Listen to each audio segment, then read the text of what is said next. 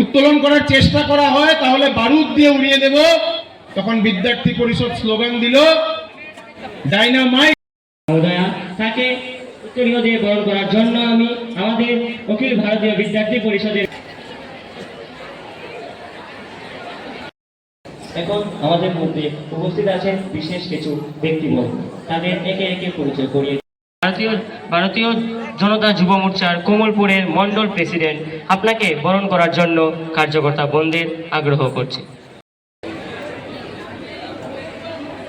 সম্মাননা প্রদান করছেন কমলপুর নগর পঞ্চায়েতের সম্মানিত চেয়ারম্যান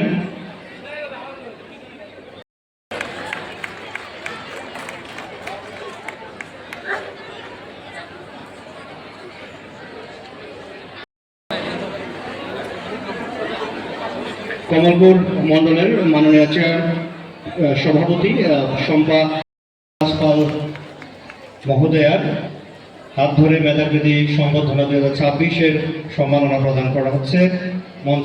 সালে বিদ্যার্থী পরিষদের জন্ম, সে জন্মলগ্ন থেকে ছাত্র সমাজ তথা সমাজের যখন যখন কিছু সমস্যা হয়েছে, প্রয়োজন হয়েছে, বিদ্যার্থী পরিষদ সে 1949 সালের থেকে ছাত্র সমাজের জন্য, সমাজের জন্য, ভারতবর্ষের জন্য সবসময় এগিয়ে ছিল, বর্তমানও এগিয়ে আছে। আর কাজ করতে করতে কখন বিদ্যার্থী পরিষদ বিশ্বের সর্ববৃহৎ ছাত্র সংগঠন হয়ে গেছে, এটা বিদ্যার্থী পরিষদের কার্যকর্তারাও বুঝতে পারেনি।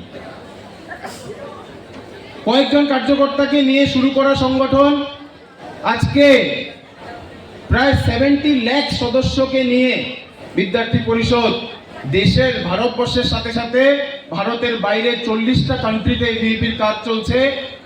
ভারতে আমরা অখিল ভারতীয় বিদ্যার্থী পরিষদ নামে কাজ করি, ঠিক তেমনি ভারতের বাইরে আমরা world organization of student and youth WOSY পরিষদ কাজ করি।